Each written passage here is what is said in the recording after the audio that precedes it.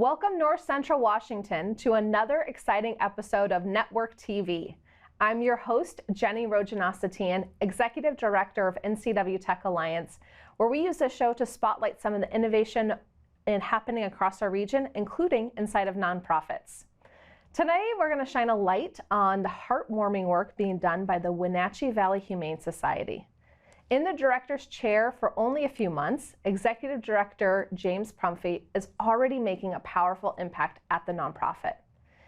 We're excited to highlight Wenatchee Valley Humane Society core programs, which bring immense value to our pets and people in our community.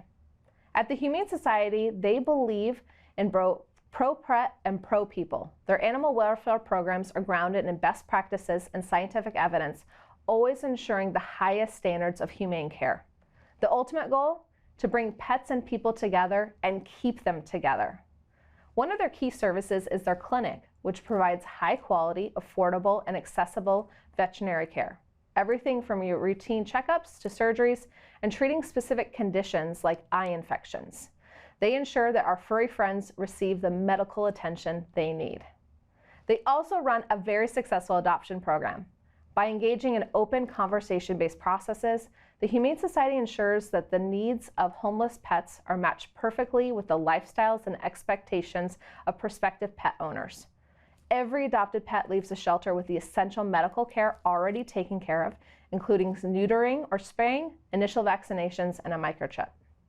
The work of the Humane Society also extends beyond the shelter with the Animal Care and Control Initiative. They deliver essential services to various cities and counties, prioritizing the safety and well-being of both citizens and animals through a blend of compassion, education, and law enforcement. The numbers from 2022 illustrate the impact of their significant work. Over 2,400 animals found homes, over 3,500 animals were fixed, and 560 pets were reunited with their lost owners. As a big fan of the Wenatchee Valley Humane Society, having adopted my last two cats through their programs, a shout out to my cats at home, Alora and Pepe, who of course won't be watching the show per se, but I wanted to give out a shout out nonetheless. Excited to have James Pumphrey on air to share more about Wenatchee Valley Humane Society, their incredible volunteers, staff, and all that they do for the community. We'll be right back on air here on Network TV.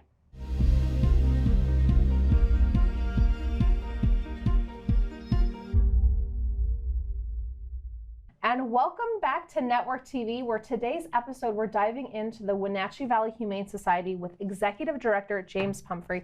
Welcome to the show. Thanks for having me. I'm really excited to connect with you because you're newer in the role at the Humane Society, and we've not had a chance to meet personally or professionally. So congratulations to start on the role. What an amazing organization. It really is. It truly is. Yes, I'm a huge personal fan, but we're gonna get there in a second. I'd love for maybe just to start a little bit with your background. Sure. Tell us a little bit about your career leading up to being at the Humane Society here. Yeah, so I actually started in animal sheltering in high school. I started walking dogs at my local animal shelter, and originally I went to school for social work, and I was working at a local animal shelter, and I realized I was doing social work, and it quickly became my career. So I've worked in vet medicine, and I've spent about 20 years in shelter operations for animal shelters all over the country.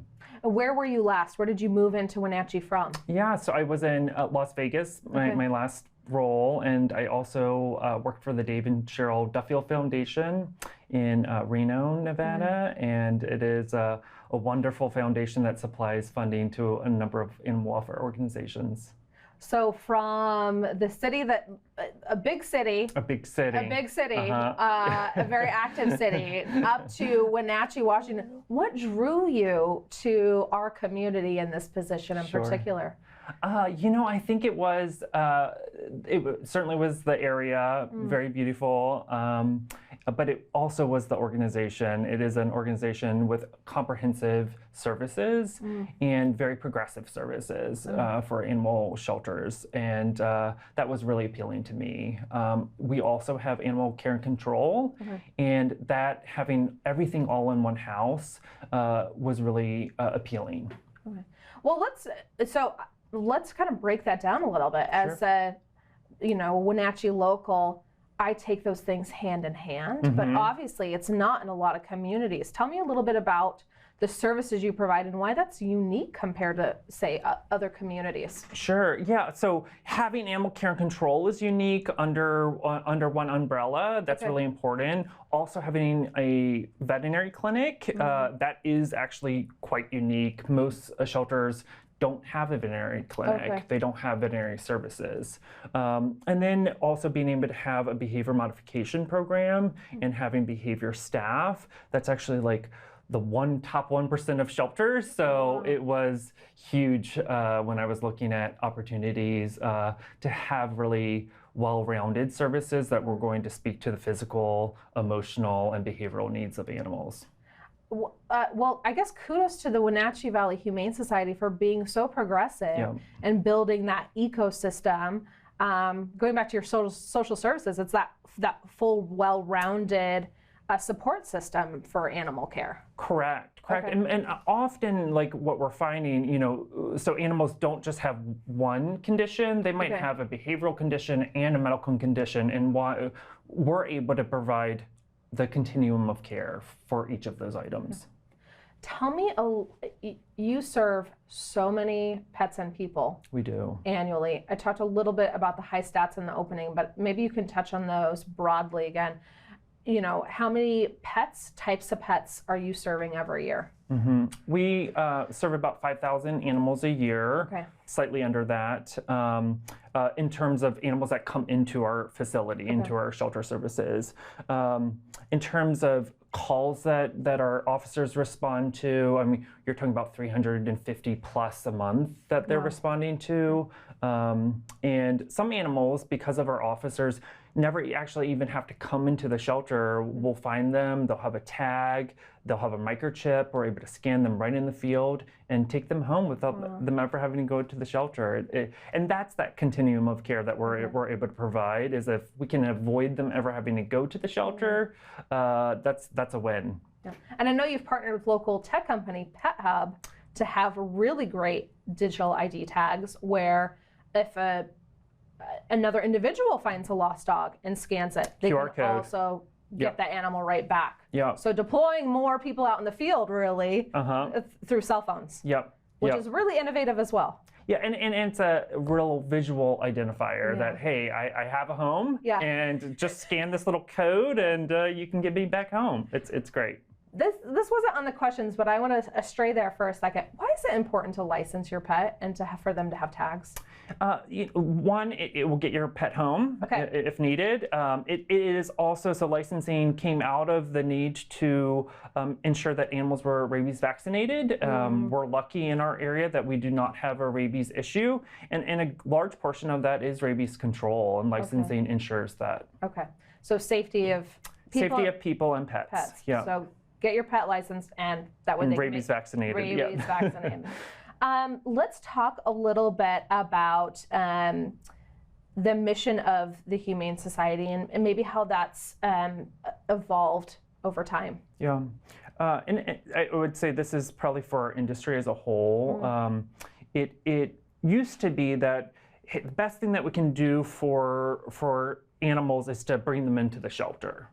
And then we started to kind of question that and saying, what can we do proactively to keep animals in their home, to prevent them from coming to the shelter? That the shelter really is emergency housing. When somebody has a situation, we deal with this quite often, somebody goes in the hospital and they don't have family members that can take that animal, they would come to us.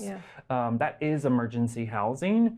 And then how can we provide services to prevent the animals that could avoid coming to the shelter, to keep them with their families? For example, can we provide food and pet supplies for you? Does that help? Can we provide behavioral advice? Does that help mitigate those issues? So it's really thinking of like, what are the root causes and how do we provide programs and services that speak to those root causes? That's incredible because, there's, it can be expensive to have a pet. It's certainly a cost for families, from food to veterinary. So by providing some resources, you can keep pets with their family members. You also have some affordable veterinary programs too to help provide a gap there if that's an issue, right? We do. We have spay and neuter services, which includes microchipping and vaccination. We are going to be expanding into wellness services in the near future. And that's really where the thing that gets us excited and jazzed up is really to expand those opportunities so that, you know, we know that economics does not equate love, and it certainly doesn't equate capacity. And if we can provide services to make that a little bit more affordable, a little bit more accessible, it really speaks to the root cause of why people might be looking to give up their pet. Yeah. Amazing work that you're doing to really find solutions and less about, we'll just drop off your animal. Yeah. Another thing I'd love to maybe ask you a little bit about is about your foster program. There are 5,000 pets touching your doors. You don't have space for all of those pets. Correct. So how does your foster program work and help support the services you provide? Yeah, we have, especially in the summer months, we have about 100 to 150 fosters at any one time. And these are loving community members that took on the responsibility to care for underage kittens typically, but also sometimes dogs that the shelter is really scary for them. Being around a lot of other dogs, being in a new environment, that can be really overwhelming for an animal. So we actually had a wonderful foster pick up a little Chihuahua mix yesterday, and she was having a difficult time, and now she's going to be in a home and going to get treats and have somebody that's going to look after her and tell her, hey, the world's not such a scary space. And then we can adopt her right from the foster home. So it really doubles our capacity, especially during the summer months. And, you know, underage kittens, if they're under 4 weeks, they have to be fed every 2 hours. And we don't have that 24/7 capability. Our fosters really provide that life-saving resource. Thinking about the dog that just went to a foster, that's probably setting up their next home for success as well, because instead of getting a dog that's been maybe super scared and traumatized, has been relaxed in a loving environment and can transition easier as well. Absolutely. Into a successful adoption. Yeah. Well, we have to go to a break, but I do want to give a little personal shout out. So Glenn and Cheryl Adams were fostering a little kitten called Pepe. Well, I named him Pepe. And then we fostered, my husband and I, from their house. He was an underage kitten straight into ours. So that's awesome. he got fixed, taken care of by the Wenatchee Valley Humane Society, and then we were able to adopt him straight from foster to home, and now he is at home with our cat Alora. Well, that's a little personal segue. I love that. I actually remember Pepe now that I've connected the name with Cheryl. He was initially Turner, and he had a really infected eye, and she nursed him back to health. And then Cheryl's great. Because of that foster situation, now we're able to have 2 adopted cats from the Humane Society at my house. Well, congrats. Well, thank you. Thanks for letting me share my little personal joy there. We do have to head to a commercial break, but we'll be right back on air with more things Wenatchee Valley Humane Society when we come back.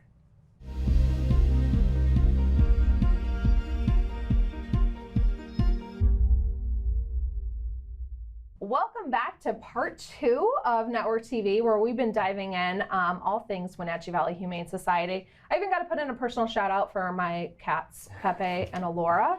You can tell I'm an assessed cat mom. Well, let's shift gears though a little bit from the foster and adoption to some other range of services the Wenatchee Valley Humane Society is providing, including pet support and shelter services. Yeah, our shelter services and pet support services, that includes our pet pantry, includes behavioral advice, so individuals can contact us if they're encountering a behavioral issue. We also have pet support appointments where individuals that might be considering rehoming their pet, they can meet with our team members. They can set an appointment, and we can discuss what's going on. We collect information beforehand, and then review that, and we're really looking for solutions of how we possibly can keep those pets and people together. So it ties back into what you're talking before. It's really trying to drive all the creative solutions before a surrender. So don't let the first stop be surrender. Yeah, and we also recognize there are times where hey, it's just not a good match, and we want to collect as much information about that animal. So then when we're looking for that new home, we have all of the background to be able to make that appropriate match for that pet. Tell us why you spend so much time on appropriate matching for pets. What does that look like with a prospective family coming in to look at a cat or a dog?